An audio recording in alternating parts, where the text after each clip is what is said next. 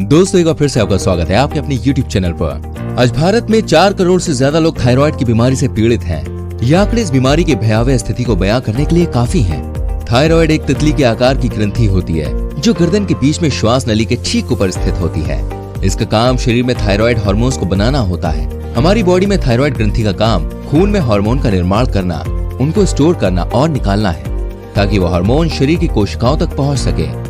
लेकिन जब ये ग्रंथि अपने इस काम को सही से नहीं कर पाती तो उस सिचुएशन को थायराइड की बीमारी कहा जाता है। इसके बावजूद ये दुर्भाग्यपूर्ण है कि अधिकांश लोगों को इसकी पूर्ण जानकारी नहीं है। इसी कारण वो आसानी से इसके शिकार बन जाते हैं।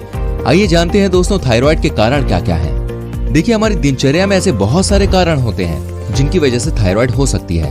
अगर इन कारणों को जान लेते हैं तो आप काफी हद तक थायराइड के खतरे को टाल सकते हैं। बॉडी में आयोडीन की कमी का होना।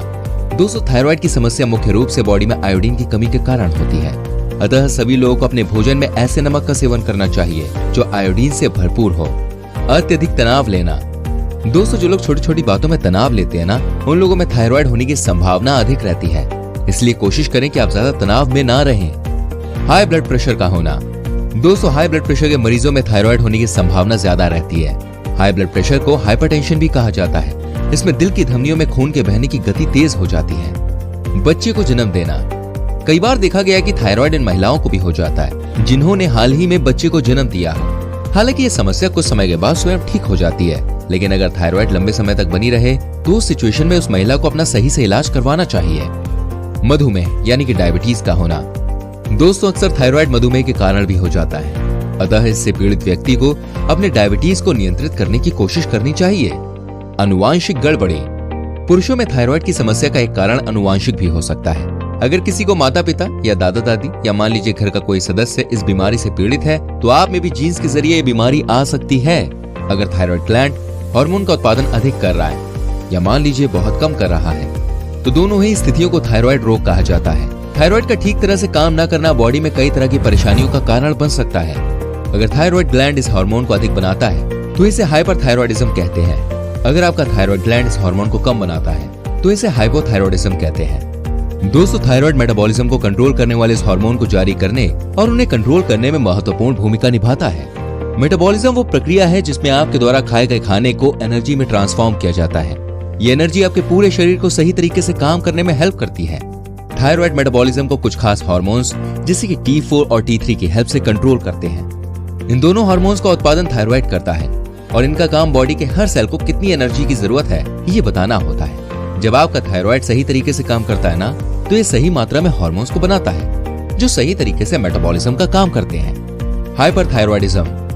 दोस्तों हाइपरथायरॉयडिज्म एक आम बीमारी है। पुरुषों की तुलना में महिलाओं में बीमारी 3 गुना अधिक देखने को मिलती है।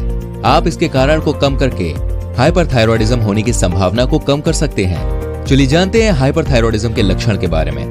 एंजाइटी, चिड़चिड़ापन, घबराहट होना, ठीक से नींद न आना, लगातार वजन का कम होना, इस ग्रंथि का बढ़ा हुआ होना, मांसपेशियों में कमजोरी और कपकपी होना, ठीक से पीरियड्स न आना या पीरियड का बंद हो जाना, गर्मी के प्रति संवेदनशील महसूस होना, साफ दिखाई न देना या आंखों में जलन महसूस होना। हाइपोथायरॉयडिज्म। दोस्तों ये सिचुएशन तब आती है जब थायराइड हार्मोन जरूरत से कम निकलने लगता है। चलिए जानते हैं वो कौन से लक्षण हैं हाइपोथायरॉयडिज्म के जिनसे इस बीमारी का पता चलता है। जल्दी थकान महसूस होना, वजन बढ़ना, भूलने की बीमारी का अनुभव होना, जल्दी जल्दी पीरियड्स होना या हैवी ब्लीडिंग होना, सूखे और मोटे बाल, ठंड बर्दाश्त न होना, ठंड की अनुभूति का बढ़ना। दोस्तों हमारे शरीर की लगभग सभी बीमारी हमारी आदतों और भोजन पर निर्भर करती है। अगर इसे सुधार लिया जाए ना तो आप थायराइड जैसी गंभीर बीमारियों का इलाज कर सकते हैं। चलिए अब बात कर लेते हैं थायराइड जैसी गंभीर बीमारी का घरेलू उपचार कैसे किया जा सकता है। खाने में चोकर का उपयोग करें।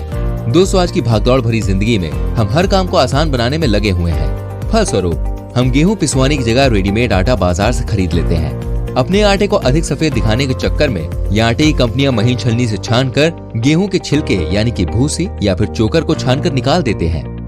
थायराइड के इलाज के रूप में सबसे आवश्यक है चोकर यानी कि गेहूं का छिलका, जिसे हम भूसी के नाम से भी जानते हैं। ये चोकर हमारी थायराइड ग्रंथि के सुचारू रूप से काम करने में हेल्प करता है। इसलिए थायराइड के इलाज की तरफ आपका पहला कदम होना चाहिए गेहूं खरीदकर आटा पिसवाना और उस आटे को बिना छाने रोटियां बनाकर खाना, ताकि गेहूं का जो छिलका है वो आपकी बॉडी में पहुंच जाए। दोस्तों, आयुर्वेद में चोकर को थायराइड की समस्या को दूर करने का बेहतर और सरल प्राकृतिक उपाय बताया गया है। ये साइनस, उच्च रक्तचाप और खून की कमी जैसी समस्याओं को रोकने में भी प्रभावी रूप से काम करता है। विटामिन बी को भोजन में शामिल करें। दोस्तों, थायराइड की समस्या के कारणों से लड़ने में विटामिन मदद करते हैं। थायराइड फंक्शन के लिए बी फैमिली के विटामिन जरूरी हैं। विटामिन B12 हाइपोथायराइडिज्म से पीड़ित लोगों की मदद करने में विशेष रूप से महत्वपूर्ण है।